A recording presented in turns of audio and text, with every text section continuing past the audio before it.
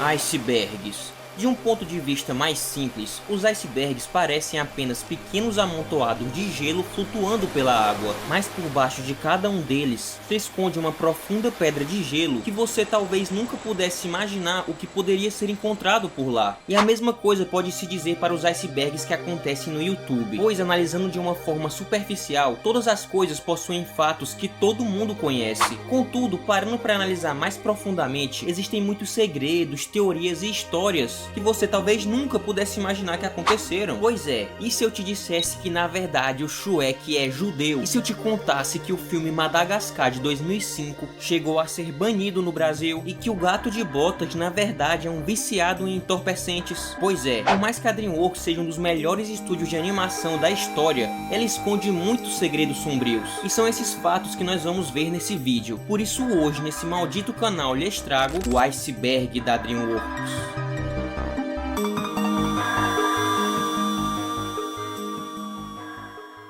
Agora se liga nessa novidade. Você já pensou em jogar um RPG onde dá para se utilizar diversos tipos de heróis diferentes? Um que controla a água, terra, ar e até o próprio fogo. E definir uma estratégia da maneira que você achar melhor. Você pode criar tudo do seu jeitinho. Pois é, esse é o Epic Ballad. Um game gratuito para celulares de estratégia em tempo real. Onde você pode escolher vários campeões e classes de heróis e ainda pode evoluir eles. Esse jogo funciona da seguinte maneira: de um lado ficam os vilões e do outro lado ficam os heróis, que são os personagens que você vai controlar. Cada herói possui o seu próprio especial, que vai carregando conforme a luta vai avançando. E para deixar os personagens ainda mais fortes, você pode evoluir eles. O problema é que com essa estratégia você vai perdendo seus recursos, e esses tais recursos vão chegando a partir do momento que você vai lutando mais e mais. E eu te garanto que você vai lutar muito, porque esse jogo é muito bom. Mas agora vem a melhor parte do game. No Epic Ballad você pode ganhar tokens EBC, que é uma criptomoeda que já está listada na plataforma blockchain. É então que você vai converter isso para real e acabar sacando esse dinheiro. É só ir no menu, na parte da carteira, e depois em saque vai aparecer tudo que você já ganhou com esses tokens. E se você derrotar os inimigos, você vai dropar VT EBC, que aí você acaba trocando apenas pelo EBC. Além de que você pode comprar os personagens de NFT, que são personagens mais fortes e que farmam moedas no período que você não estiver jogando, ou seja, quando você estiver offline, tá ligado? Mas caso você não tenha muito tempo para jogar, só de você entrar todo dia e fazer o check-in diário e as missões diárias, você já ganha muitos recursos. E para você ter certeza da importância desse jogo, o token do Epic Ballad é reconhecido oficialmente na Exchange. E lembrando que esse game é tão brabo que até participou da BGS desse ano aqui no Brasil, lá no stand dos games indies. Enfim, todas as informações para você jogar esse jogo vão estar no comentário fixado. E também utilizem meu código, porque fazendo isso você vai ter direito a recompensas exclusivas e ainda vai estar apoiando o canal. O game está disponível tanto para Android como para iOS, e obrigado Epic Ballad por fornecer um jogo tão bom para a galera jogar.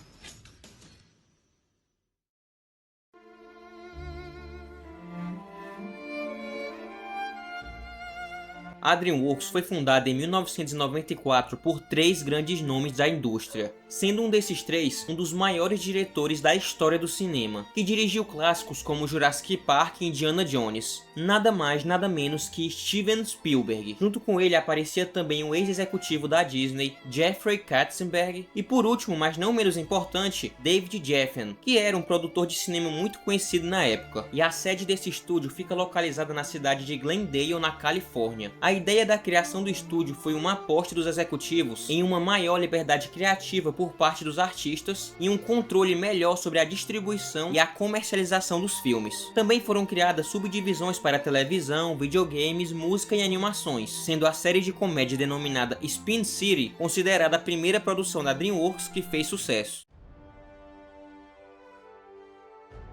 Todos nós em algum momento de nossas vidas já vimos o logotipo da DreamWorks. Essa animação que já apareceu em diversos filmes incríveis, como Kung Fu Panda, Madagascar e Como Treinar o Seu Dragão, onde é mostrado um garoto sentado na lua segurando uma vara de pescar. Sem sombra de dúvidas, é uma das introduções mais conhecidas do cinema, e a origem desse símbolo se deu em 1994, quando os 3 fundadores que eu já citei anteriormente formaram a empresa. E se você reparar bem, dentro desse logotipo aparecem as 3 letras S, K, G, sendo S de Spielberg, K de Katzenberg e G de Geffen. Então eles criaram essa imagem que, de acordo com Steven Spielberg, deveria possuir uma atmosfera mágica que remetesse à época dourada de Hollywood. E quanto à inspiração para o desenho do garoto, muitas teorias foram feitas, inclusive de que essa logo teria sido inspirada pelo Rancho Neverland, que era um rancho do Michael Jackson. Só que não tem como saber se foi mesmo, né? Mas a verdade é que o garoto que inspirou a criação dessa logo era ninguém menos do que William Hunt, o filho do cara que desenvolveu o design do logotipo.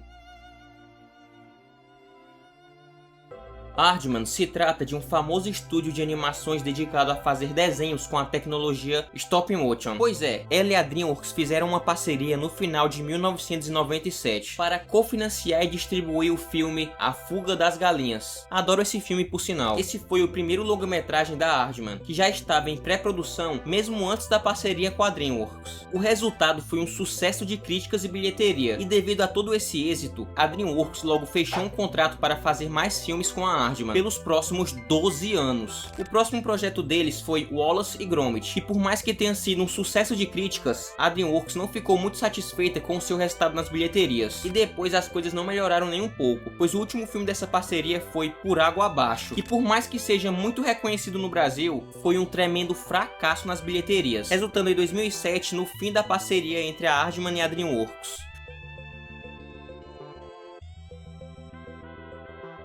Shrek é um dos personagens mais conhecidos do cinema. Sério, você pode perguntar pra qualquer pessoa, todo mundo conhece o Shrek. É capaz até da sua avó conhecer esse ogro, mano. Pois é, isso sem falar dos memes que fazem com ele até hoje. Shrek foi considerado uma verdadeira revolução cinematográfica, pois esse filme lançado em 2001 mudou totalmente a perspectiva sobre animações em 3D, já que, embora Toy Story já tivesse sido lançado em 1995, 6 anos antes, foi graças a Shrek que as pessoas pararam de ver animações em 3D como coisas exclusivamente infantis. E por toda essa importância do ogro, o Congresso dos Estados Unidos declarou que Shrek é um patrimônio nacional, que aparece na mesma seleção de filmes como Laranja Mecânica e Batman, o Cavaleiro das Trevas.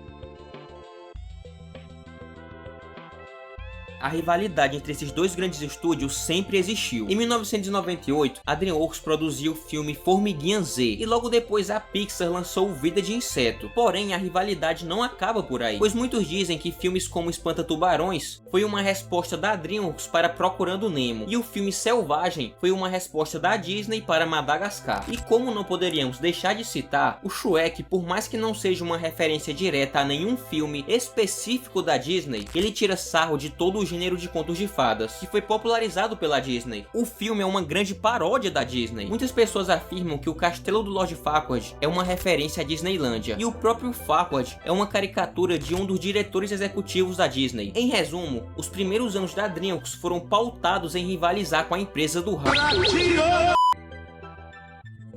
Boo se trata de um filme da DreamWorks que iria estrear em 5 de junho de 2015, mas foi adiado para não competir diretamente com o Divertidamente 1. Boo, a agência de operações de outro mundo, contava a história de uma agência super secreta dedicada a proteger os humanos dos fantasmas malignos que assombram o mundo. Essa tal agência tinha uma arma secreta, os seus próprios agentes, pois eles eram fantasmas. O filme ia girar em torno de 2 agentes iniciantes. Um se chamaria Jackson Moss, que seria o protagonista, a sua parceira excêntrica chamada de Watts, e Henry Moss, que seria o irmão do protagonista e ajudaria eles na jornada. Com o decorrer do filme, eles iriam descobrir um complô para destruir a agência Boo, formada por outra agência fantasma, que seriam liderados pelo fantasma Addison Drake, o vilão principal do filme. É então que Jackson e Watts devem usar tudo o que sabem para derrotar um poderoso exército de fantasmas malignos e salvar o planeta de ser dominado pelas assombrações. Esse longa teria um elenco de voz formado por grandes estrelas de Hollywood, como como Seth Rogen, que faria a voz do Jackson Moss, Melissa McCarthy, que iria interpretar a agente Watts, e o Bill Murray, que iria dar voz ao vilão do filme. Muito material desse filme foi vazado há alguns anos, que mostram como esse projeto estava avançado. No entanto, depois de atrasarem por meses o seu lançamento, essa produção foi pausada indefinitivamente, e o diretor do filme, Tony Leondes, afirmou que o projeto nunca foi 100% concluído, e que provavelmente nunca vai ver a luz do dia. A teoria mais aceita é de que a DreamWorks fez sessões teste com esse filme e ninguém gostou, e então, com medo de ser um fracasso de bilheteria e de crítica, preferiu cancelar logo essa p***.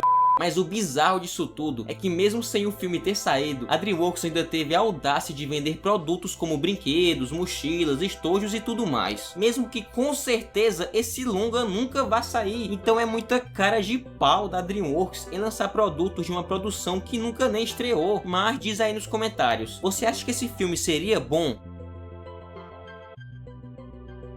Na internet surgiram várias comparações entre imagens de diferentes personagens da DreamWorks, fazendo a exata mesma cara. Vou deixar as imagens rolando aí para você notar a semelhança. Pois é, dizem que quando o personagem tem essa expressão, significa que o herói não vai fazer nada de bom e por isso se torna muito mais legal que os outros desenhos animados, principalmente os desenhos animados da Disney. A DreamWorks foi muito lembrada por sempre apresentar essa expressão em seus personagens, como estratégia de marketing. Esse sorriso satisfeito com a sobrancelha levantada foi apelidado de DreamWorks Face, e o mais engraçado disso tudo é que esse sorriso não foi mostrado apenas pelos personagens da DreamWorks, mas até da Disney e da Pixar também.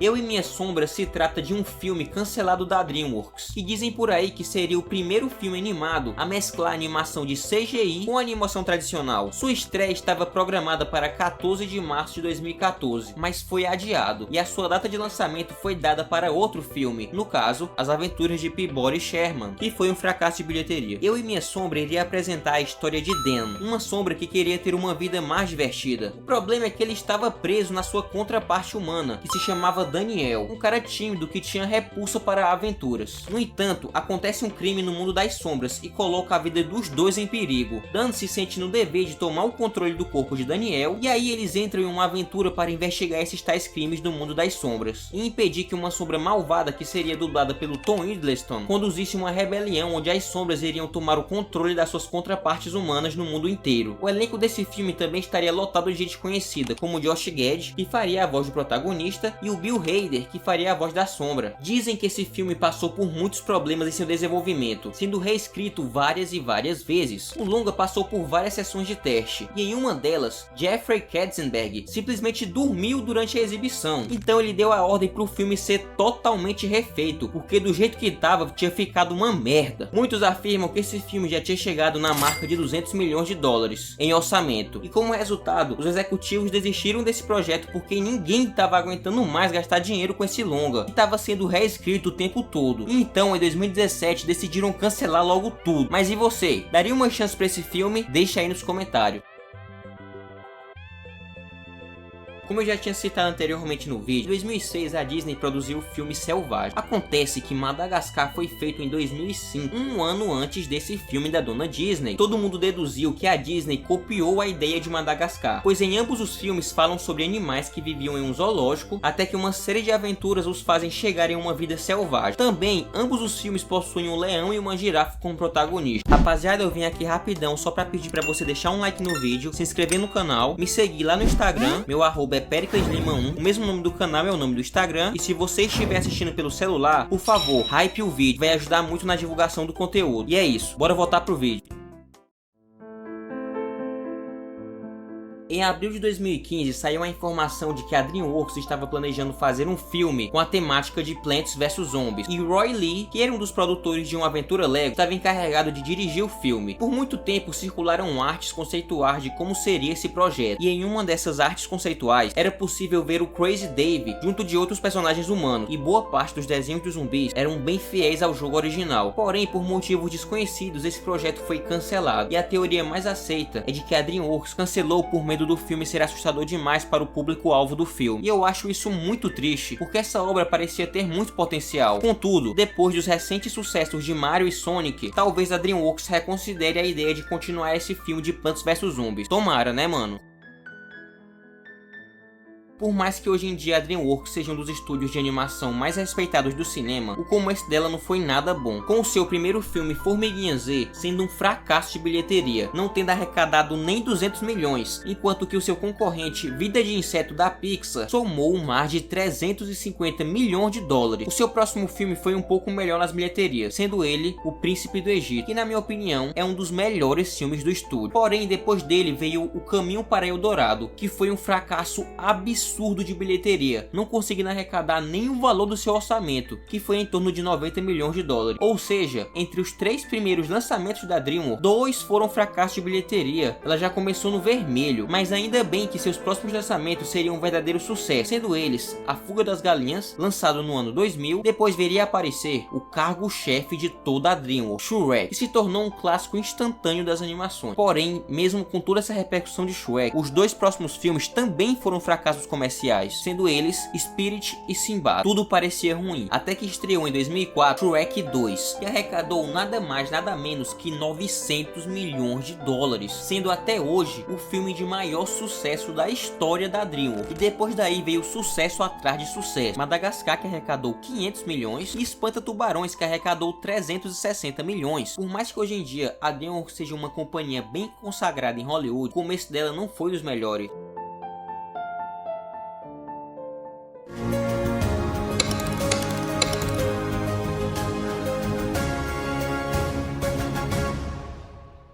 O filme do Shrek foi o primeiro a ganhar um Oscar de melhor longa-metragem animado, do ano de 2002. Seus concorrentes eram Jimmy Neutron e Monstros S.A. Algumas teorias dizem que essa categoria foi criada especificamente só para dar um prêmio para Shrek, já que seria mais difícil ele entrar em outra categoria. A DreamWorks foi de uma empresa que mal conseguiu ter um sucesso de bilheteria a ser o primeiro estúdio a ganhar um Oscar de melhor animação, inclusive antes mesmo da Disney, que só foi ganhar o seu primeiro Oscar por um filme animado em 2014 com Frozen. Lembrando que eu falei Disney e não Pixar. Na DreamWorks existe uma lista cheia de continuações que foram descartadas pelo estúdio, seja em virtude de problemas econômicos ou seja por complicações internas da empresa mesmo. A primeira que a gente pode citar é Formiguinha Z2, que seria lançada em home video, mas como nessa época existia todo um conflito da DreamWorks ter plagiado a Pixar em Vida de Inseto, visto que ambos os filmes possuem suas semelhanças. Com o intuito de não ter mais problemas com a Pixar, a DreamWorks decidiu não produzir uma continuação para a história do Z. Uma pena, porque Formiguinha Z é um filme muito bom. Outro caso é a sequência de B-Movie, que embora a DreamWorks nunca tenha anunciado oficialmente, o Jerry Seinfeld, que foi quem produziu, escreveu e dublou o filme, já contou que nunca teve a intenção de produzir uma sequência para esse filme, por mais que já tenham pedido muito. Agora, o caso mais revoltante entre esses é a de A Origem dos Guardiões, que a DreamWorks já tinha planejado uma sequência mesmo antes do primeiro filme sair, mas como o mesmo foi um tremendo fracasso de bilheteria, essa opção foi totalmente descartada. Entretanto, esse filme conseguiu muito reconhecimento com o decorrer dos anos, tendo uma base de fãs muito forte. Eu já postei aqui na aba comunidade do canal uma enquete perguntando qual filme da DreamWorks mais merecia uma continuação, e A Origem dos Guardiões ganhou de lavada. Mas por mais que esse filme seja excelente, parece que a DreamWorks está muito mais interessada em produzir continuações para filmes ridículos como Trolls e Poderoso Chefinho, infelizmente, galera. O subestimado filme Turbo, lançado em 2013, tem um diálogo que Ângelo conta que Tito teve uma ideia de promover a lanchonete de tacos utilizando o zoológico de macaco. Olha o macaco!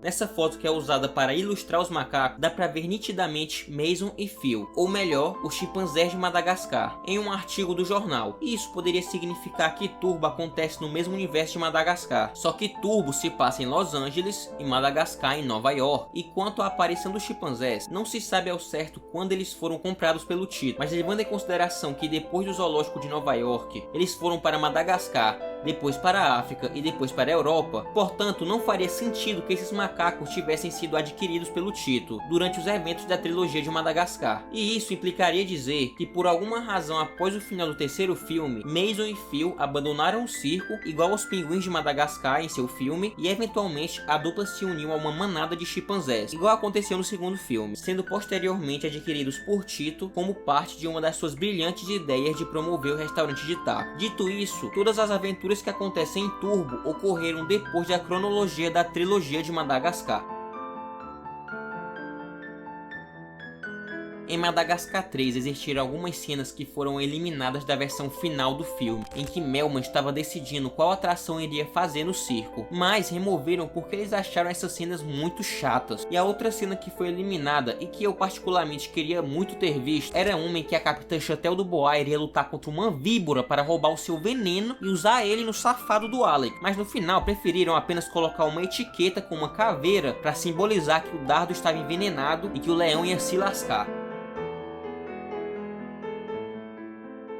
Em B-Movie, durante aquele segmento no tribunal, o Barry traz como testemunha um urso, e dá pra ver claramente que esse urso é a cara do Vincent de O Sem Floresta. No entanto, a sua semelhança ocorreu devido aos animadores de B-Movie terem reutilizado o design do Vincent, e a única mudança que fizeram foi trocar a coloração do pelo, que antes era preto e agora está mais pra castanho. Porém, logo fizeram teorias de que se tratava do mesmo urso, e de que os dois se passavam no mesmo universo, e o motivo da alteração da cor do pelo era porque sua pele tinha sido danificada após os eventos do final de O Sem Floresta, quando o Vincent é pego por aquela máquina. E de acordo com as teorias, Sem Floresta não compartilham apenas o universo com B-Movie, mas com cada um na sua casa também. É uma teoria criada por fãs que, igual à teoria da Pixar, coloca todos os filmes da DreamWorks se passando em uma mesma linha do tempo. Tudo começa com os Croods, onde é mostrado a evolução dos animais e do homem primitivo. Então a história da humanidade seguiu seu curso natural, e é aí que entram filmes como O Príncipe do Egito e Simba. Então chegamos na Era Viking com a trilogia Como Treinar o Seu Dragão. Alguns séculos depois dos acontecimentos de Como Treinar o Seu Dragão, a Estrela dos Desejos caiu na superfície do planeta Terra, dando origem a toda a magia no mundo da DreamWorks, que causou a existência de animais falantes e criaturas mágicas. E é aí que entra Kung Fu Panda, Shrek e Trolls. Por sua vez, a saga de Kung Fu Panda se passa na China antiga, habitada inteiramente por animais antropomórficos. Tudo isso pelo resultado da magia da estrela. Toda a saga protagonizada pelo Panda Gorducho ocorre após o final do período da dinastia Song, localizado no meio do século XIII. Então é seguido pela franquia Shrek, que se passa na época medieval, provavelmente na Inglaterra, onde os humanos convivem com as criaturas mágicas na mesma sociedade. No entanto, em toda a saga Shrek só sobrou apenas um dragão.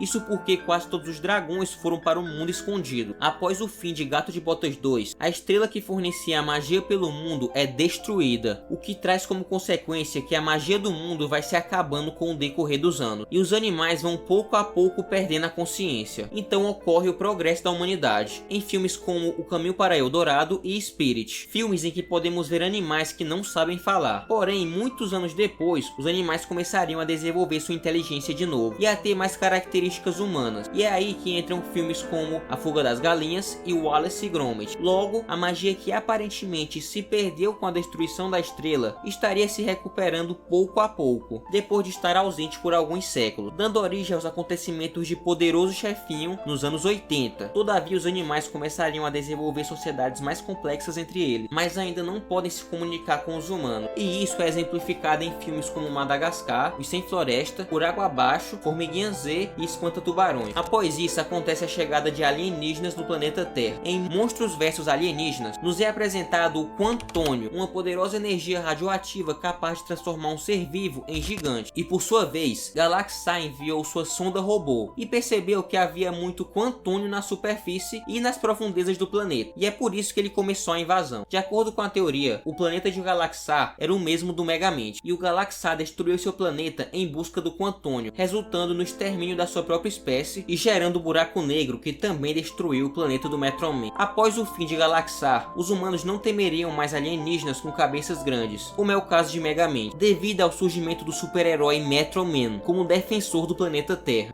É provável que o programa militar que utilizava monstros foi finalizado, tendo em vista que o exército já não precisava mais deles. Com o passar dos anos, os animais foram só evoluindo, chegando ao ponto de conseguir direitos legais e conseguir também se comunicar com os humanos, tais como faziam há centenas de anos atrás, na época de Shrek. Isso é demonstrado em B-Movie e mais tarde em As Aventuras de Peabody Sherman, com o Peabody sendo o primeiro animal a adotar um humano como filho. O filme Rubim Marinho marcou o ponto em que os humanos começariam a aceitar na sociedade criaturas mágicas e mais tarde alienígenas alienígenas como foi visto em cada um na sua casa. E finalmente chegamos em Caras Malvado, onde podemos ver os animais atingindo um nível de evolução tão alto que agora coexistem junto com os humanos, mesmo em atividades mais mundanas, sendo Caras Malvados o último filme dessa linha do tempo maluca da DreamWorks.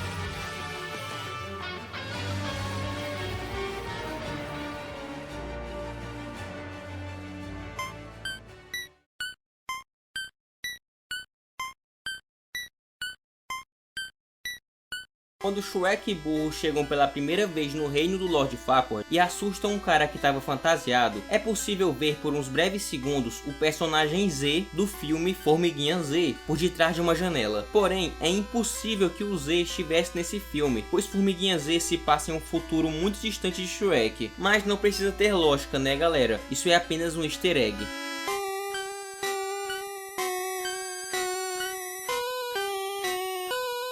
Alex, Gloria, Melman e Marty são os personagens principais da trilogia Madagascar. O problema é que na série derivada dos Pinguins, eles não aparecem, sendo o Alex o único que aparece em apenas um episódio, onde o capitão perde a memória e o Alex aparece como um guia espiritual que o ajuda. Tom McGrath, um dos criadores da série, já afirmou que ela não se passa na mesma linha do tempo dos filmes de Madagascar, que ele simplesmente quis reunir os personagens como se fosse uma espécie de universo alternativo, tá ligado? Entretanto, existe uma teoria que a série dos Pinguins acontece depois que eles ajudam o quarteto principal a derrotar a Capitã Chantel do Bois. Essa teoria conta que eles decidiram abandonar o circo e voltar para o zoológico junto com os lêmures.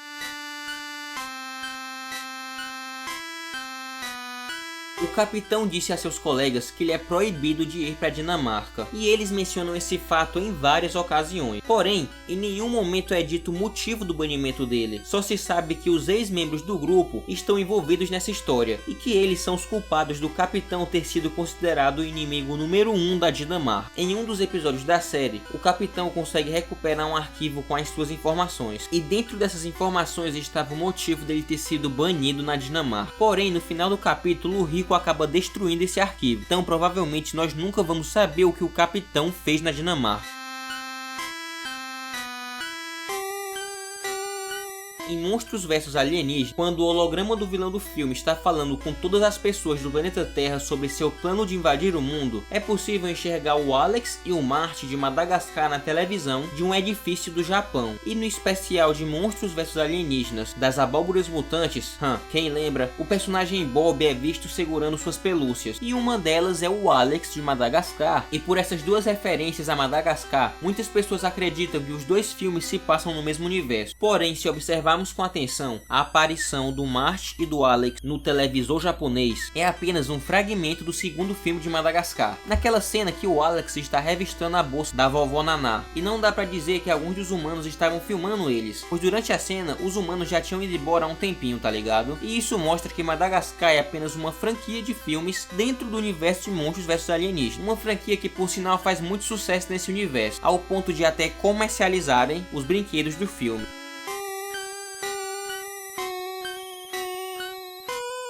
Podemos ver que ele está acostumado a receber tratamentos médicos e remédios mesmo em Madagascar 2, onde brevemente se vê a infância dos protagonistas, e o Melman utilizava um colar elisabetano, mas ele não está doente, e na verdade ele é apenas hipocondríaco. Hipocondríaco é uma pessoa que tem tanto medo de estar doente que acaba acreditando que está doente, mesmo sem ter nenhuma doença, e por esse motivo o Melman opta por tomar medicamentos e se submeter a exames médicos para se tranquilizar e se sentir seguro, mesmo que seja por um breve momento.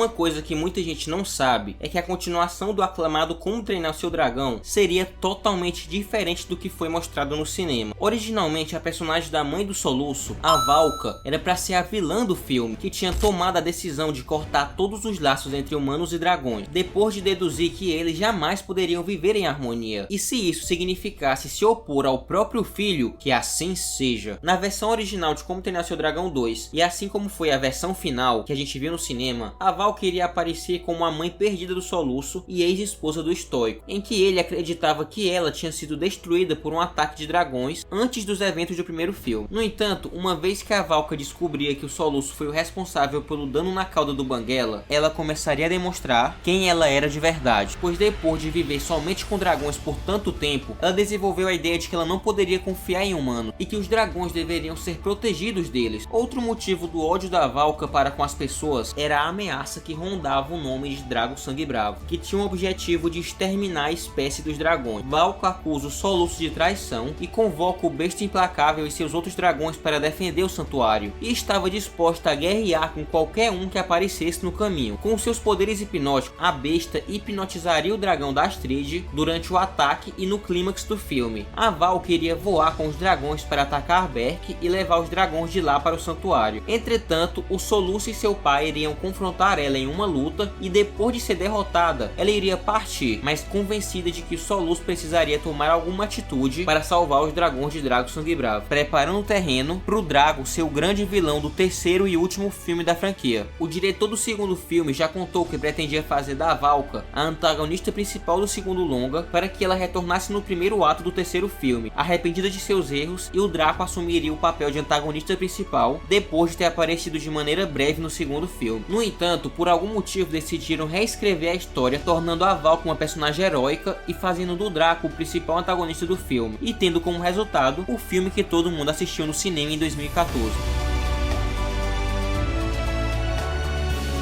Durante o desenvolvimento de uma animação, geralmente existem centenas de designs prévios que são descartados até chegarem nos desenhos originais. E em Kung Fu Panda ocorreu isso. Para começar, que o Shifu seria muito mais velho, porém isso foi mudado de última hora para que o personagem pudesse ter mais mobilidade em combate. Tai Lung originalmente seria mais magro e até teria uma armadura e uma espada. Outros personagens que mudaram muito foram os 5 Furiosos. Vou deixar a imagem aí na tela para vocês notarem a diferença que foi. A Tigresa, por exemplo, também teria uma espada e teria um rosto muito menos feminino do que foi mostrado na versão final.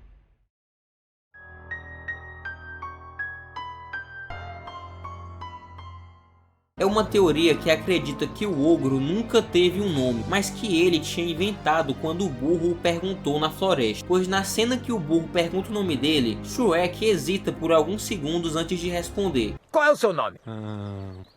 Shrek. É por isso que muita gente acredita que o Shrek nunca teve um nome, ou simplesmente que já tinha passado tanto tempo desde que alguém lhe tivesse perguntado que ele já tinha até esquecido. Porém, existe uma história em quadrinhos publicada em 2011 em que aparecem os pais de Shrek e ele o chamam pelo seu nome. Então, de acordo com essa HQ, o Shrek sempre teve um nome, só que já tinha passado tanto tempo desde que alguém não lhe perguntava isso que o ogro hesitou por uns breves segundos antes de falar. O fato do Shrek ter esquecido seu nome mostra um peso por trás de toda a solidão e isolamento que o ogro tinha experimentado em sua vida, dando mais camadas para a história.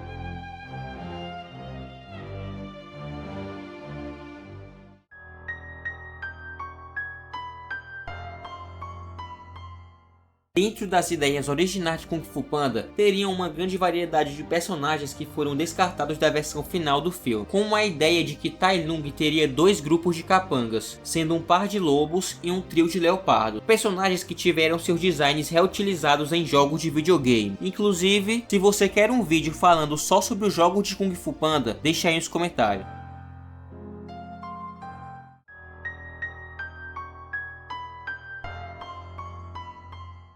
Nos filmes de Madagascar, nós podemos observar que o Rico não possui nenhum corte em seu rosto, mas quando aparece na série dos Pinguins de Madagascar, ele possui uma cicatriz ao lado de seu bico, e embora nunca tenha tido uma explicação, provavelmente esse ferimento foi causado por algum objeto que ele engoliu, ou que ele tentou tirar de seu bico.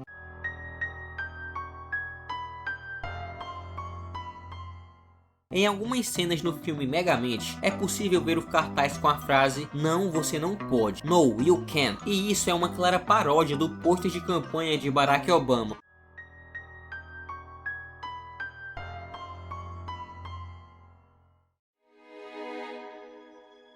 Essa teoria sustenta que haveriam duas princesas no castelo, sendo uma a Fiona e a outra foi transformada em um dragão. No filme dá pra perceber que a dragão tem batom, cílios e demonstra uma sensação de que em algum momento ela já foi uma princesa. No entanto, ela teria sido transformada em um dragão e enviada ao castelo. E assim como a Fiona, só o beijo do amor verdadeiro é capaz de salvar ela dessa maldição terrível. E talvez a dragão tenha sentido amor pelo burro de imediato, pois ele falou igual a um humano, e isso pode ter confundido a coitada, fazendo-a pensar que o burro poderia ser um príncipe, mas que foi convertido em um burro e que ele estava lá para salvá-la. E também é dito que a princesa de cabelo loiro que aparece no livro que o Shrek lê no início do filme realmente era uma princesa antes de ser convertida em dragão. E a história não poderia ser sobre a Fiona, pois ela é ruiva, e a sua história é lida pelo príncipe cantado no início de Shrek 2. Contudo, no quarto filme vemos o burro e a dragão se beijando, e mesmo que ela amasse o burro, a dragoa não volta à sua forma humana, comprovando todo esse tempo que essa teoria era furada, ou talvez fosse tarde demais para desfazer o feitiço, e ela ia viver para sempre nessa terrível maldição, até o dia da sua morte.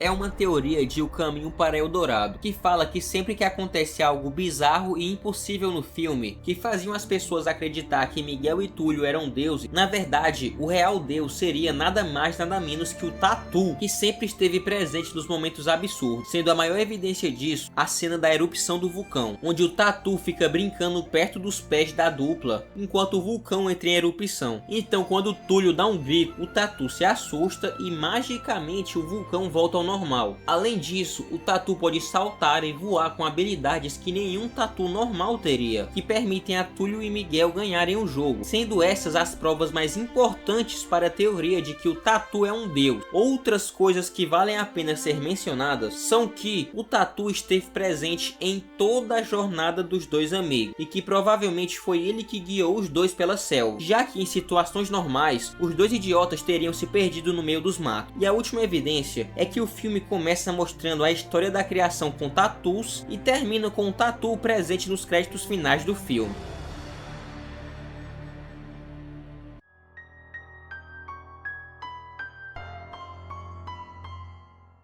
Em 2019, se criou uma notícia de um suposto efeito Mandela no filme Shrek 2, já que muitos lembravam que nesse filme a Fiona dava uma cabeçada no Encantado, depois de perceber que ele não era o Shrek. Entretanto, existe uma outra versão da cena em que a Fiona dá um golpe de karatê no Encantado. O problema é que muitos espectadores afirmam terem visto uma versão, enquanto outros afirmam terem visto outra. Galera tá ficando doido. Então acreditou que se tratava de um efeito Mandela, mas a realidade é bem mais sem graça. Na verdade, existem duas versões da cena, sendo a original a cena da cabeçada, enquanto que a cena do karatê é vista no filme modificado unicamente para o Reino Unido. Isso porque em 2004, no ano de estreia do filme, o Conselho de Classificação britânico não aprovou a cena da cabeçada e pediram para reanimar de outra forma. Foi então que surgiu a cena do karatê. Portanto, não existe um efeito Mandela nesse filme, apenas duas versões do Encantado sendo humilhado.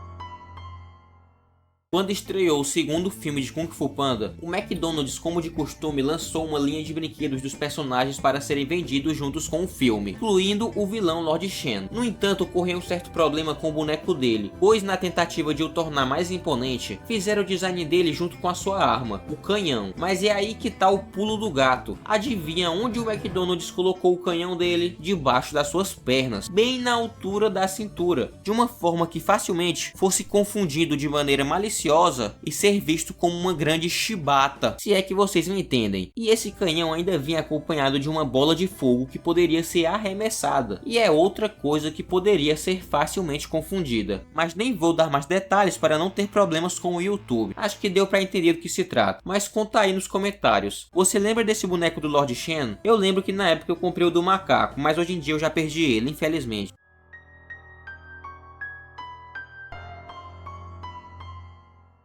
Existe um musical oficial do Shrek, e ele tem algumas coisas que não acontecem no filme, como a revelação do Lord Farquaad de ser filho de um dos 7 anões, porém não tem como considerar esse musical canônico, pois ele é apenas uma reimaginação da história, e ele tem algumas coisas meio nada a ver, como o Shrek conhecendo a Fiona na infância, e o burro junto do Shrek vendo o gato de botas, sendo que ele só aparece no segundo filme, mas mesmo assim eu recomendo de coração que vocês assistam a esse musical. Eu pelo menos gostei muito dessa reimaginação da história, adaptada para o teatro, e é muito fácil para vocês encontrarem aí pelo YouTube. Então galera, dê uma chance pro musical de Shrek, eu achei muito divertido e acredito que vocês vão achar também. Inclusive esse musical passou pela Broadway, teve uma turnê mundial e chegou até a aparecer nos teatros brasileiros também.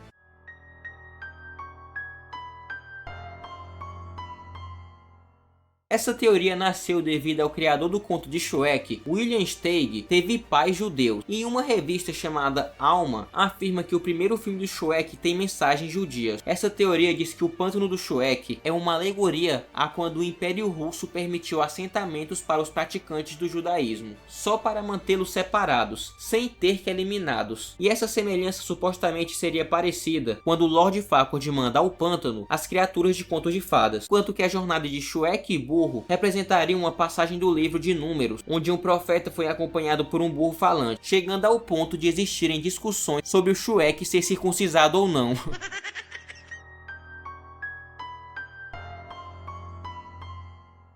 No trailer do primeiro filme de Madagascar, quando estão cantando parabéns pro Marte, dá pra ver um Maisel segurando um copo de martini. Porém no filme isso foi alterado pra uma xícara de chá, pra evitar problemas com a classificação indicativa, tá ligado?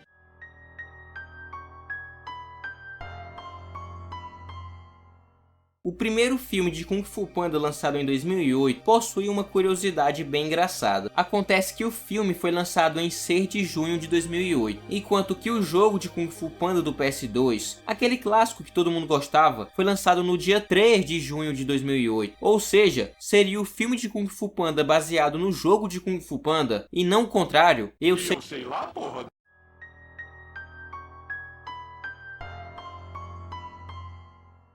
No Brasil, um juiz proibiu os menores de assistirem Madagascar 1, argumentando que o filme incentivava o uso de entorpecentes. Isso aconteceu no estado de Santa Catarina, e a ordem era de que se alguém levasse um menor para assistir o filme, teria que pagar uma multa bem salgada. E toda essa treta aconteceu por causa daquela cena onde os protagonistas encontram a festa dos lêmures. E o Marte tem a seguinte fala: pois é, essa pequena cena foi responsável por toda essa confusão sem sentido. Porém, depois de um tempo, outra juíza assistiu ao filme e percebeu a injustiça que estava acontecendo. Mas para evitar mais confusões com esse tipo de coisa, o estúdio redublou a cena e alterou a fala balinha para lanchinho. Por que eu não trouxe um lanchinho?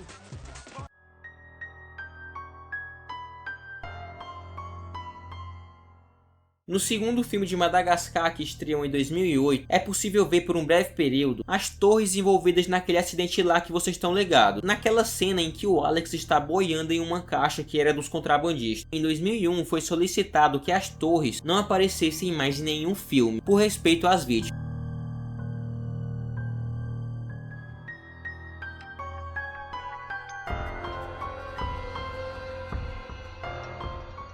Nesse tópico eu quero abordar os filmes que aparecem cenas mais explícitas de personagens indo dessa para uma melhor. Primeiro eu posso falar do grande Lord Farquaad de Shrek 1, que foi engolido vivo por um dragão. Também posso citar a fada madrinha de Shrek 2, que simplesmente foi desintegrada, sobrando só o óculos da coitada. Os 4 vilões de Kung Fu Panda também tiveram seus destinos bem violentos, nenhum deles ficou vivo para contar a história, com tanto o Tai Lung como o General Kai sendo explodidos, o Lord Shen sendo esmagado por metal quente e a Camaleoa sendo levada à força para o mundo dos espíritos. Embora eu nem considere que Kung Fu Panda 4 exista, pra mim aquilo foi só um delírio coletivo. O Morte Rubra de Como Treinar o Seu Dragão 1 se explodiu em fogo, enquanto que o Grimmel teve todos os seus ossos quebrados pela tensão superficial da água com a queda dele. Podemos citar aquela gansa do Rumpelstiltskin que foi explodida pela cantoria da Fiona, e o próprio Rumpel assistiu a sua única amiga de de toda a sua vida, falecer na sua frente de uma forma bem brutal. E mesmo que ele seja um cretino, temos a admitir que isso foi bem cruel. A doutora Zara do esquecido filme Abominável foi soterrada por uma avalanche, ou seja, se ela não foi destruída pela queda, ela ficou sozinha junto com um cara enterrados na neve, até os dois perderem sua vida em decorrência da fome, um destino bem cruel. E como esquecer do João Trombeta de Gato de Botas 2, que assim como a Fada Madrinha, foi desintegrado por uma magia. Como nós podemos ver, a DreamWorks é um estúdio que não tem pena de acabar com seus vilões, e talvez isso seja um dos fatores que ajudam a dar profundidade para as obras, pois nem sempre nós vemos aquela mensagem clichê do vilão que se redime.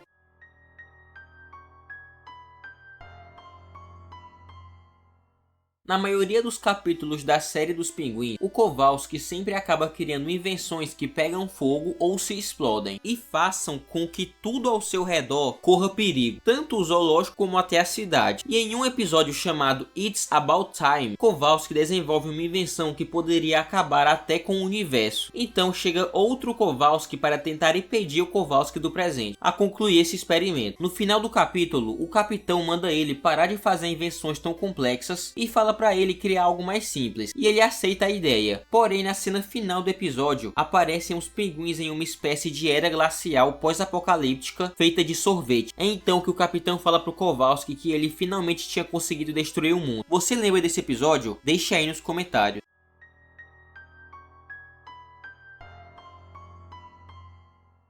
Como foi mencionado na teoria da DreamWorks, acredita-se que existem sim seres humanos no universo de Kung Fu Panda, mas a questão é, onde eles estão? E para essa pergunta existem duas possíveis explicações. A primeira é que o mundo de Kung Fu Panda é um universo alternativo da linha temporal da DreamWorks, e a segunda é, foi confirmado que no projeto inicial do roteiro de Kung Fu Panda 4 teriam seres humanos no filme, porém como todos sabem essa ideia foi descartada, mas se ela tivesse de fato ocorrido, teria confirmado uma parte da teoria da DreamWorks.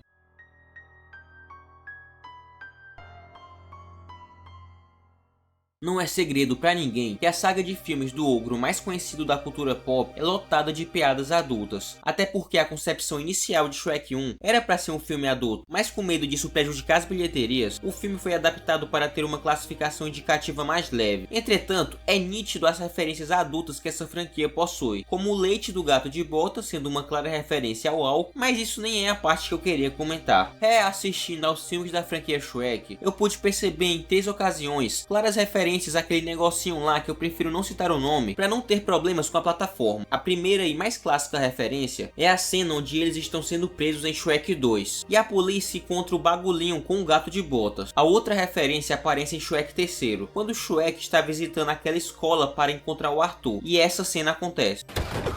Escutai, meu irmão, não acabeis com todo o meu incenso e mirra. Bom, não precisa nem explicar, né? Me lembrou até aquela cena do clássico filme do Scooby-Doo de 2002. A terceira referência foi no filme do Gato de Botas de 2011, onde os guardas estão revistando os pertences do gato, e eles encontram isso. Isso é erva de gato do Nepal? É minha fitoterapia. Rapaz, esse Gato de Botas é terrível, viu? 2 vezes o malandro foi pego, meu irmão.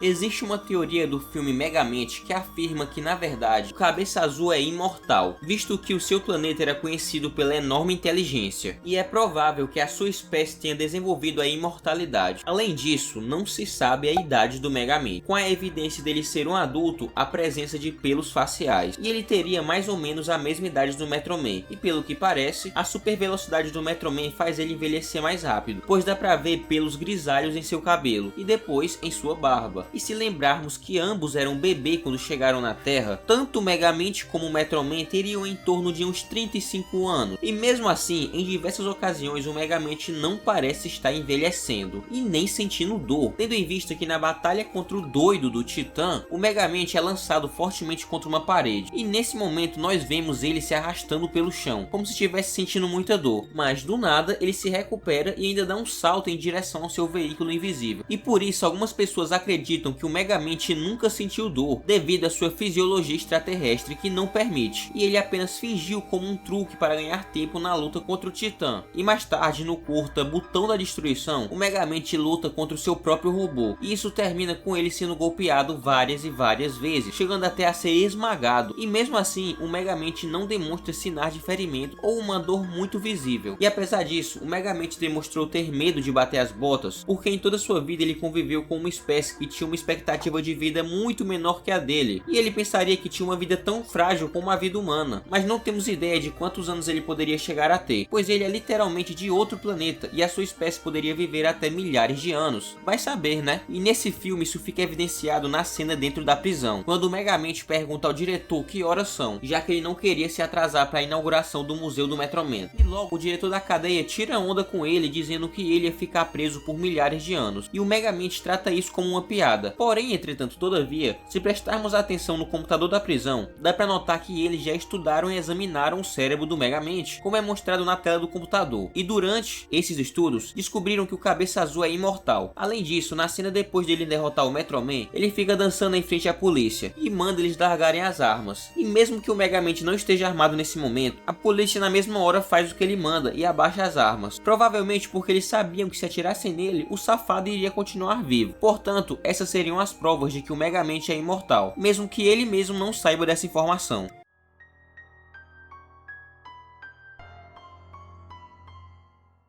Dizem por aí que existem certos fatos no primeiro filme do Shrek que implicam que o ogro que é o verdadeiro vilão do filme. Para começar, o Shrek se apoderou de uma terra que não era de sua propriedade e usou essa terra que não era dele para viver durante anos e anos, sendo que a posse do pântano era do Farquaad, pois ele que possuía as escrituras daquela terra. Além disso, o baixinho ofereceu um emprego a Shrek de resgatar a princesa Fiona do Castelo do Dragão, e o pagamento seria a posse de uma parte do território do Farquaad, que era o pântano, coisa que acaba acontecendo no decorrer do filme, e você pode dizer que o trato foi respeitado ao pé da letra, até esse ponto. E apesar disso, no final do filme, o Shrek interrompe o casamento do Farquaad para recuperar a Fiona. Junto a isso, a Fiona se transforma em uma ogra na frente do Lord Farquaad, é então que ele se exalta e ameaça prender ela e o Shrek pelo resto de suas vidas. E é aí que o Shrek chama a esposa do burro, que devora o Lord Farquaad por completo, bem no dia do seu casamento, dentro de uma igreja e no seu próprio reino. E o filme acaba com o Shrek casando com quem iria ser a esposa do Farquaad e a futura rainha de Duloc. E por essas razões o Shrek termina sendo o verdadeiro vilão da história, pois ele não respeitou o acordo que ele mesmo tinha proposto. O cara talaricou o Farquaad, mano, e as suas ações prejudicaram a pessoa que representava a outra parte do acordo, o Lord Farquaad. E portanto, o Shrek seria um claro exemplo de um protagonista que não é necessariamente o herói da história.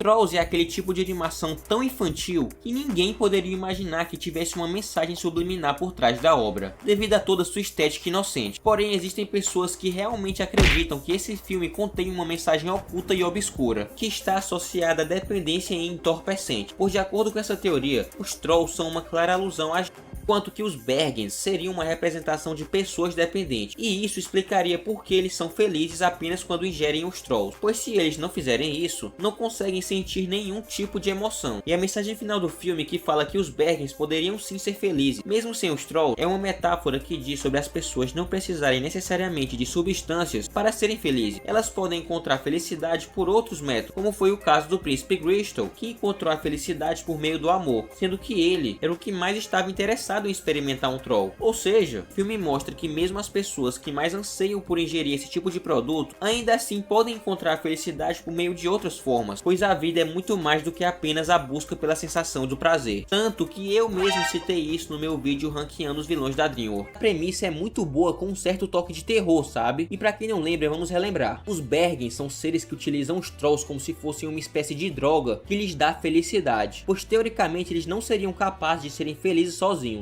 O que é interessante, pois os Trolls são infinitamente mais fracos do que os Bergens. Então, se o Bergen achar um Troll, é hit kill, tá ligado? Pegou, comeu, matou. Caso você queira ver o vídeo completo, link no card aí.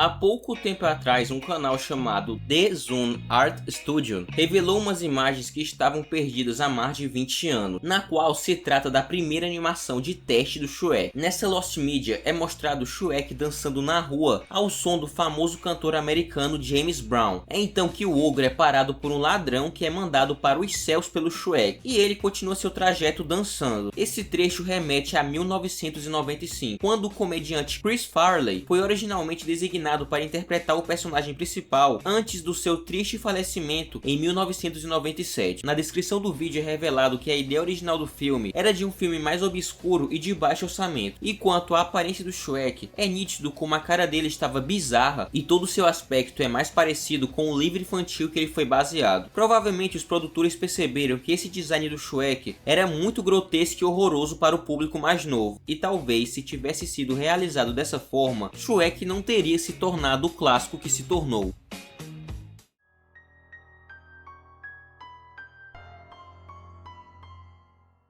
Durante o clímax do filme Príncipe do Egito, na cena em que Moisés divide as águas do Mar Vermelho para que ele e seu povo possam escapar do exército de Ramsés, pode ser visto durante alguns segundos o que aparentemente é a silhueta de uma baleia. No entanto, se olharmos com mais atenção, dá para perceber que a cauda da criatura se move de um lado para o outro, igual a de um tubarão, e não de cima para baixo, que é a forma como se movimentam normalmente as baleias. E isso fez muita gente acreditar que na realidade, a criatura que nós vemos na água é um tubarão gigante, ou seja, um megalodon, e que ele acabou assassinando todos os membros do exército do Ramsés quando eles foram cobertos pela água. No entanto, o mais provável é que a silhueta que nós vemos na água, pois os megalodons foram extintos há milhões de anos antes da época do Egito Antigo. Ou talvez o universo da DreamWorks não seja como o nosso e o megalodon seria vivo na época do filme.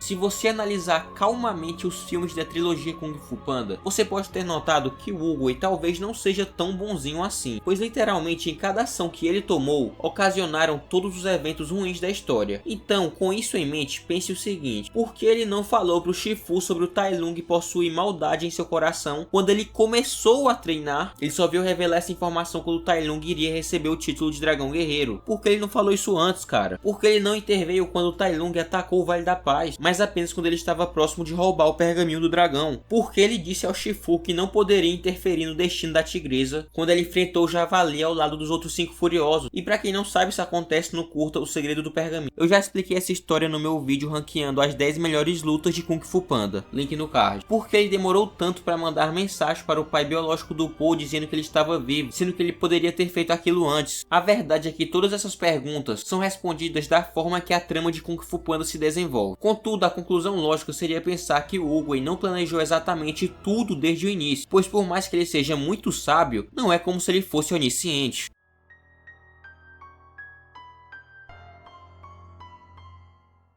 Na quadrilogia Kung Fu Panda, existe um tema que nunca foi abordado por completo: o passado da tigresa. Pois pelo que sabemos pela série de Kung Fu Panda Lendas do Dragão Guerreiro, houve uma parte muito curta em que a tigresa tem uma lembrança breve de ter sido abandonada em um orfanato por 2 tigres vestidos de túnicas de cor amarelo dourado. E por isso é muito provável que a tigresa fazia parte da realeza, já que na cultura chinesa, cor amarelo dourado normalmente é usada por pessoas da classe alta, e os pais da tigresa usavam roupas com essas cores. Além de que em Kung Fu Panda 3, a tigresa usa um traje dourado também. Se olharmos para a cabeça da tigresa, podemos ver que as listras representam uma espécie de coroa. E se levarmos em conta que na cultura chinesa o tigre é considerado como um rei de todos os animais, isso é uma indicação que a tigresa na realidade é uma princesa, mas é completamente desconhecida a razão pela qual seus pais o abandonaram. Uma teoria afirma que o culpado pelo abandono da tigresa é o Lord Shen, pois pelo que parece, o Po e a tigresa têm a mesma idade. E recordemos que quando o Po era pequeno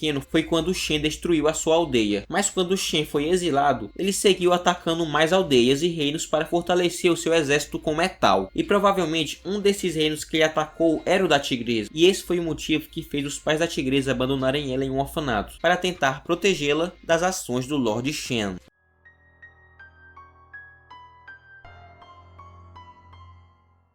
Breu é o principal antagonista do filme A Origem dos Guardiões, e ele se nutre do medo das pessoas e sente prazer em converter lindos sonhos em terríveis pesadelos. Apesar disso, no final do filme, ele é derrotado pelos Guardiões e, para o seu azar, os seus próprios pesadelos o atacaram e o arrastaram para as maiores profundezas do seu covil. Desde então, prevaleceu uma incerteza do que de fato teria acontecido com o Breu, se ele ainda está vivo ou não. Muita gente acredita que ele foi destruído pelos seus próprios pesadelos, mas como no final do filme os Guardiões falam que não importa o que aconteça, que eles sempre estariam lá para proteger as pessoas caso o Breu retornasse, então fica subentendido que o vilão ficou apenas aprisionado naquela sua fortaleza, que fica localizada dentro de um buraco escuro embaixo de uma cama velha e quebrada. E se a gente lembrar, o Sandman tinha sido destruído pelo Breu, mas no clímax do filme ele volta quando as crianças recuperam a sua fé nele. Então, se o Breu foi destruído pelos seus próprios pesadelos, caso a humanidade sofra de algum tipo de aumento de pesadelos, facilmente ele iria retornar, com ele mesmo dizendo que nunca poderão se livrar dele, pois nesse mundo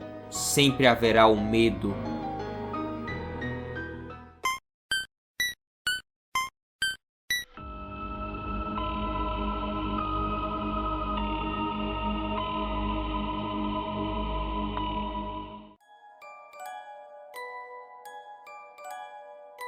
Por volta de 2014, a Netflix desenvolveu uma série com o título Saúdem Todos o Rei Ju, e essa série se passa antes dos acontecimentos de Madagascar 1, pois no final dela aparece o Alex chegando dentro de uma caixa na ilha, igual aconteceu no primeiro filme de Madagascar. No entanto, nessa série também aparece outro personagem de uma franquia conhecida da DreamWorks, e se trata de ninguém menos do que o Gato de Botas. O problema é que, analisando de uma forma cronológica, a participação do Gato de Botas nessa série não faz o menor sentido, tendo em vista que os eventos de Madagascar acontecem em um período muito mais moderno do que os da franquia Shrek. E teoricamente, o gato já era para ter batido as botas há centenas de anos, e por isso é praticamente impossível que essas duas franquias se passem em uma mesma época, a não ser que elas façam parte de algum tipo de multiverso da DreamWorks. E é justamente por esse motivo que algumas pessoas formularam a seguinte teoria. Ela fala que o Gato de Botas que aparece na série do Rei Julian realmente não é o Gato de Botas que todo mundo conhece, devido a que poderia se tratar de uma versão do Gato de Botas de algum universo alternativo. Lembrando que em um dos episódios da série do Gato de Botas produzido pela Netflix, é introduzido o conceito de multiverso na DreamWorks, e o gato descobre que existem muitas versões alternativas de si mesmo. Consequentemente, o Gato de Botas que aparece na série do Rei Julian não seria o mesmo que a gente conhece do universo do Shrek, mas que seria uma versão alternativa do gato que pertence ao universo de Madagascar. Durante as primeiras cenas de Kung Fu Panda 1, quando o Po desperta do seu sonho onde ele sonhava que era o dragão guerreiro, durante alguns segundos é possível ver na parede do seu quarto um desenho de um búfalo, que possuía uma certa semelhança com o General Kai. Isso fez muitos teorizarem que o desenho era o rosto do Kai, e que isso era uma espécie de presságio para o que viria a acontecer na saga. No entanto, era impossível que o Po ou qualquer habitante do Vale da Paz soubesse como era o exato rosto do Kai. Afinal, o Oogway tinha eliminado qualquer vestígio da sua existência há mais de 500 anos. Porém, a aparição de Kai em Kung Fu Panda 1 possui uma explicação. Antes da estreia do primeiro filme da franquia, os desenhistas estavam trabalhando no design do vilão do filme, e tinham vários desenhos para serem escolhidos. Um deles era o esboço do Kai. No entanto, depois de várias tentativas, eles finalmente fizeram o que seria o design do Tai Lung. E quando o filme estava em desenvolvimento, eles tiveram a ideia de colocar o primeiro desenho do Kai pintado na parede do quarto do Po, como uma espécie de easter egg, sabe? Quando eles estavam trabalhando na produção do terceiro filme, decidiram retornar ao desenho do Kai que já tinha sido feito desde o primeiro longa, só que dessa vez adicionaram mais chifres, abandonaram essa ideia de 4 braços e lhe deram um aspecto muito mais ameaçador, e como resultado foi o General Kai que a gente conhece hoje em dia, o búfalo que mais parece o Kratos, mano. A Vovó Nana é uma das antagonistas mais engraçadas de toda a DreamWorks. No entanto, esse personagem que era tão lembrado, simplesmente não apareceu no terceiro filme da saga, sendo em Madagascar 2 onde ela faz a sua última aparição como uma antagonista secundária, que planejava fazer do Alex uma refeição. E no final do filme, quando a Nana vê o Macunga segurando a sua bolsa, começa a atacá-lo e depois o arrasta para longe, puxando pela orelha e tirando sua posição como leão alfa. Depois dessa cena, a vovó nunca mais foi vista. Devido a isso, muitos especulam que depois dessa cena, um Macunga atacou e devorou a anciã. Diferente do Alex, que era um leão criado num zoológico e nunca tinha tido muitas experiências em matéria de combate e caça, Macunga era um leão selvagem e muito capaz de atacar ferozmente a vovó e mandar ela para a terra dos pés juntos. Apesar disso, a vovó Nana já mostrou ser muito durona para sua idade e incrivelmente resistente a lesões, já que ela foi atacada várias vezes pelo Alex, foi jogada pela parte traseira de um veículo e chegou até a ser atropelada pelos pinguins. Isso tudo sem mostrar sinais de ferimentos graves. Portanto, fica difícil de acreditar que o Macunga poderia vencê-la. E devido a isso, fica muito mais crível que foi a vovó que devorou o Macunga, pois ela quase conseguiu fazer isso com o Alex. Em decorrência disso, é provável que a velhinha acabou perdendo a vida para a velhice. Porém, no DVD de Madagascar 2, um dos responsáveis pela história do filme revelou que a vovó foi resgatada da savana e levou o Macunga para Nova York, em uma espécie de gaiola para gatos. E isso deixa claro que ela mantém o Macunga como uma espécie de prisioneiro e o converteu em seu próprio pet. Por conseguinte, a vovó Nana não faleceu, ela seguiu a sua vida na cidade de Nova York, enquanto quem não teve o final feliz foi o Macunga, que vai passar o resto da sua miserável vida aprisionada em um apartamento com uma idosa violenta.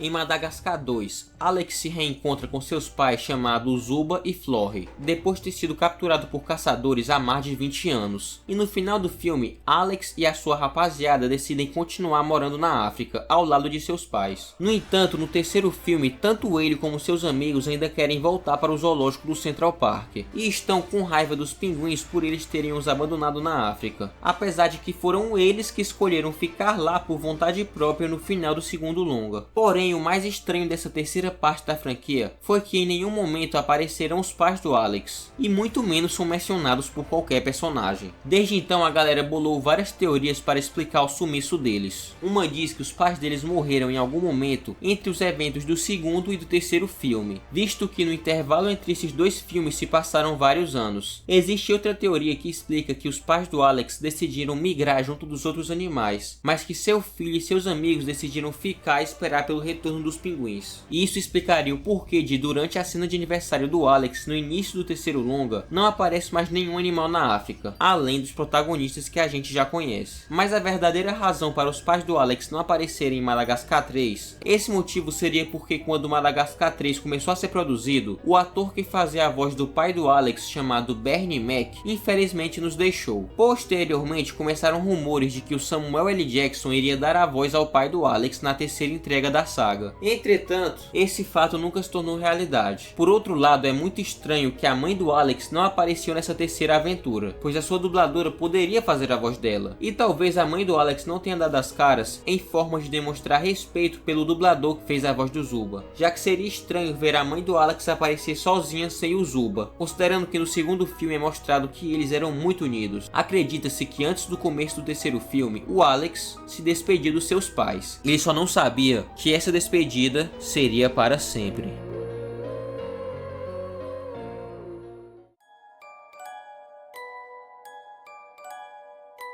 Os Croods é um filme da DreamWorks que aparenta se passar em um período pré-histórico. Todavia, elaboraram uma teoria que conta que os eventos que acontecem nesse filme não ocorreram no passado, mas em um futuro distante, localizado após o apocalipse genético que desencadeou o fim da humanidade. Levando em conta que os animais que vemos no filme são espécies que nunca existiram e que mais se assemelham a híbridos de animais que foram modificados geneticamente. E por essa razão, os Croods não poderiam acontecer no passado. De acordo com a teoria, houve um ponto na história da humanidade onde o splicing genético se tornou onipresente e os humanos começaram a usá-lo como um meio para fornecer alimentos e combater doenças em uma população que estava sempre em crescimento, mas que eventualmente evoluiu para algo mais. Os estudiosos da genética inventaram de criar mascotes domésticos personalizados, começando com coisas aparentemente inofensivas, como híbridos de roedores com elefantes do tamanho de um coelho e corais terrestres em formato de árvores. Ocasionalmente foram criados híbridos híbridos de animais cada vez mais complexos e que por sua vez foram vendidas para grandes corporações que buscavam vender as últimas tendências em mascotes personalizados e parques temáticos no estilo de um zoológico. Isso acabou resultando na criação de uma megafauna carnívora, onde pássaros e mamíferos eram símbolo de status para a sociedade da classe alta. Entretanto, houve um ponto na humanidade que a emenda genética saiu do controle e se espalhou como um verdadeiro apocalipse, resultando no fim da humanidade, porque a maioria dos seres humanos foram dizimados e devorados de uma forma animalesca por essas criaturas medonhas. E os poucos humanos que sobraram permaneceram presos em cavernas, e ao invés de evoluírem, eles regrediram para um estado mais primitivo, pois durante anos e anos foram obrigados a se esconderem em cavernas diante do perigo que era representado por essas malditas criaturas. Então não é surpreendente que o pai da família seja tão superprotetor com seus filhos. Também parece um pouco suspeito que esses humanos poderiam falar com tanta fluidez, sabendo que supostamente eles seriam homens das cavernas. Contudo, pessoas como o Guy seriam um desses últimos humanos normais que permaneceram após o apocalipse, pois seus pais transmitiram de geração em geração tecnologias do passado, enquanto que os Croods, mesmo que fossem humanos normais, eles acabariam regredindo para um estado mais primitivo, e a maioria deles tinham medo instintivo de qualquer novidade, devido às memórias subconscientes de como os humanos destruíram o planeta Terra no passado.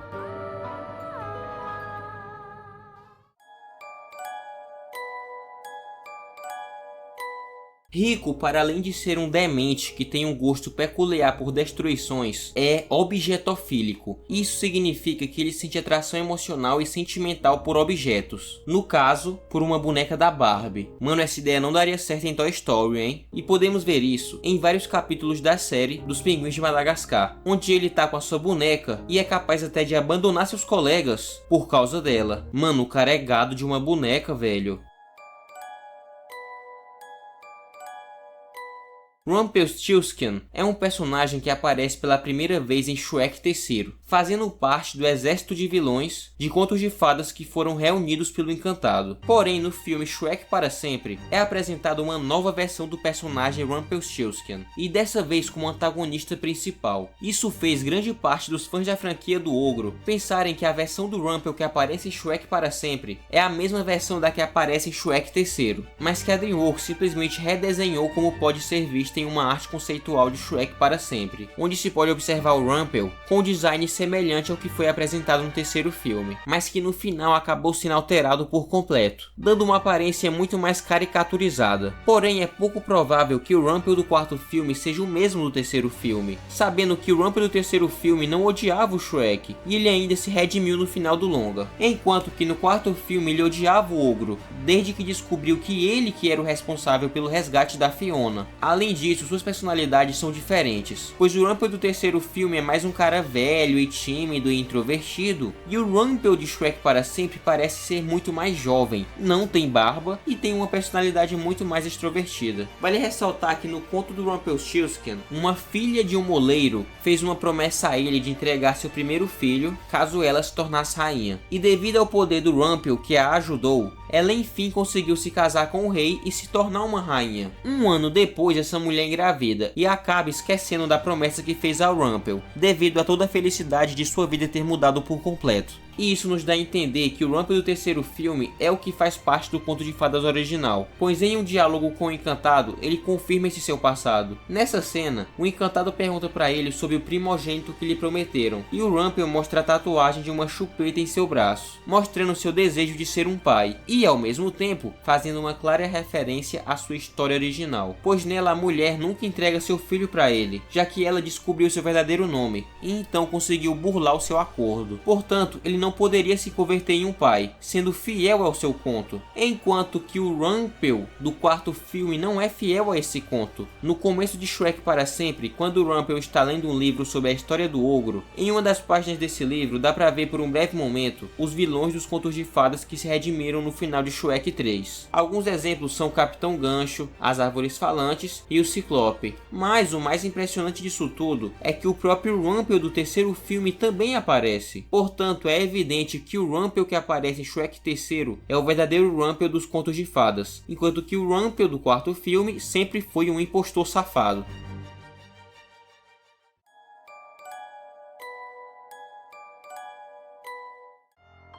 A Sônia é uma personagem que faz sua primeira aparição em Madagascar 3. No entanto, a sua diferença para os outros animais que aparecem no circo é que a Sônia só se comunica por grunhidos, e mesmo assim o Rei Julian é capaz de entendê-la, e aparentemente ela pode entender o que os outros animais estão falando. Contudo, nesse filme, nunca é explicado o motivo da Sônia não poder falar, e como sempre, existe uma teoria que tenta explicar esse fato. Se fala que a Sônia não pode falar devido a nunca ter aprendido essa habilidade, pois desde antes de conhecer o Julian, ela vivia trancada em um vagão sem ter contato com outras espécies. Isso significou que a Sônia nunca aprendeu a se comunicar da mesma forma que os outros animais do universo de Madagascar. Robert Koo, que é um chefe do departamento de animações da DreamWorks e que trabalhou em Madagascar 3, disse que a Sônia não falar foi uma decisão sua, pois ele queria que a Sônia fosse um contraste para o narcisismo do Julian. Ela iria atuar mais como um animal do que ter comportamentos humanos, coisa que os animais dessa franquia apresentam. Na realidade, ela serviria mais como um espelho para o Julian. Entretanto, a causa que impossibilita a ursa de falar também pode ser uma óbvia representação do maltrato que os animais sofrem nos circos, sabendo que no vagão da Sônia existiam coisas como polias com gancho, correntes e o que parece ser um chicote. E isso é a principal evidência que demonstra como a Sônia na realidade era maltratada na mão dos seres humanos.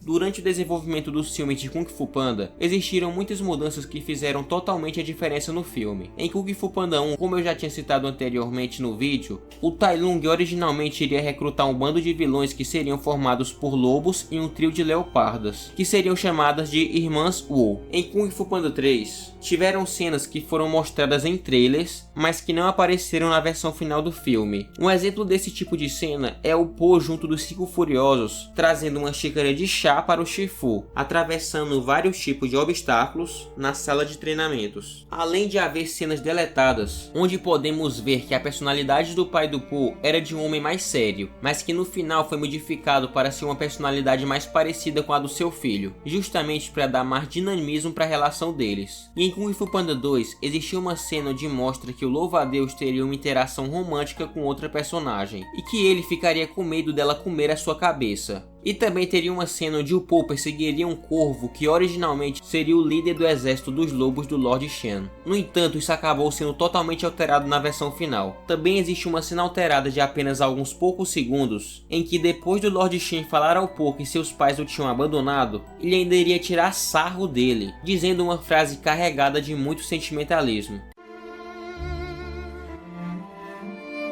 Worthless you'll have to be for your own flesh and blood, not to love you, even a little.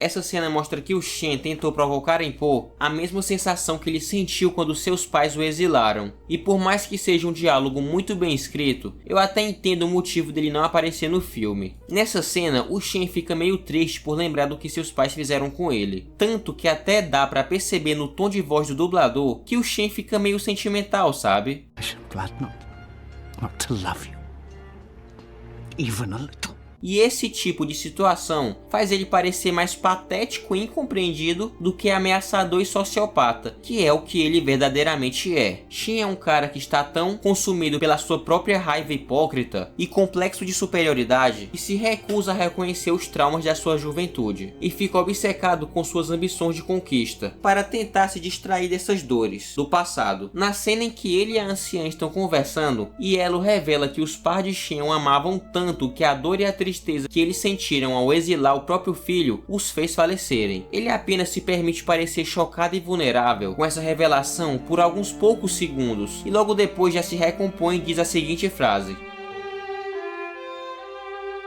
Eles te amavam tanto que morreram de desgosto quando tiveram que bani-lo. Os mortos pertencem ao passado. Eu preciso olhar para o futuro. Desejo sua felicidade. A felicidade é uma conquista e eu vou conquistar a minha.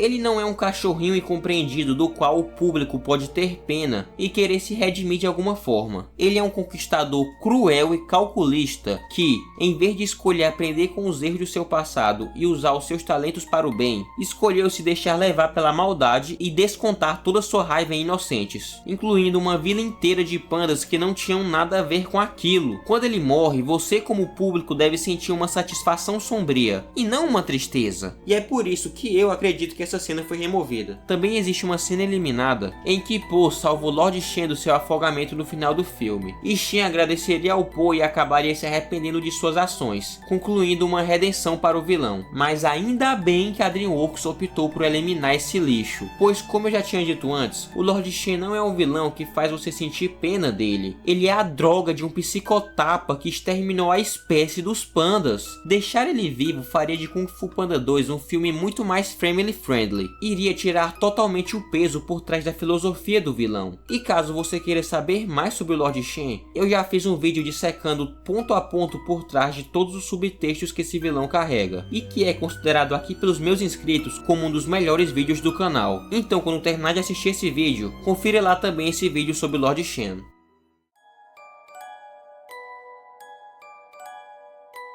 Se tratam dos ex-membros da equipe dos Pinguins de Madagascar, e geralmente são citados por causa do seu desaparecimento ou por algum erro que cometeram, como exemplo do que pode acontecer quando o pinguim baixa sua guarda, ou se descuida durante o treinamento. Porém, a maneira como eles perderam a vida varia em cada caso, e em alguns casos é até meio contraditório, pois o capitão menciona que eles morreram por uma explosão, devorados por piranhas voadoras, e até mesmo que eles perderam seus órgãos vitais. O problema é que a explicação do capitão muda cada vez que ele conta a história, e nenhuma dessas versões se mostrou realmente como a verdadeira, já que em um dos episódios da série dos Pinguins de Madagascar pode ser visto ambos os pinguins cheios de hematomas e feridas, porém vivos, mas de alguma forma eles machucaram os olhos. Além disso, dá pra ver que o Manfred perdeu uma de suas pernas e a substituiu por um pedaço de pau, enquanto que o Johnson quebrou a nadadeira direita e aparenta ter uma queimadura forte em seu tórax. Nesse episódio, o Johnson notou que os pinguins saíram voando do zoológico, então eles começaram a bater no painel de vidro pedindo ajuda. Os pinguins não notaram suas súplicas desesperadas e foram embora nadando, dizendo que nunca mais voltariam. Sem sombra das dúvidas, essa cena nos deixa claro que esses pinguins permanecerão trancados dentro de um zoológico pelo resto das suas vidas, igual prisioneiros condenados a uma prisão perpétua, que ficam em prisões esperando lentamente até finalmente chegarem no dia da sua morte. Rapaziada, calma aí que esse vídeo estava ficando longo até demais, então eu separei em mais de uma parte. E caso você queira ver a continuação, deixe seu like e deixe um comentário falando que quer ver a continuação desse vídeo. Por favor, rapaziada, isso vai ajudar muito com o engajamento do canal, então por favor, deixe um like e um comentário aí. No mais é isso, tchau!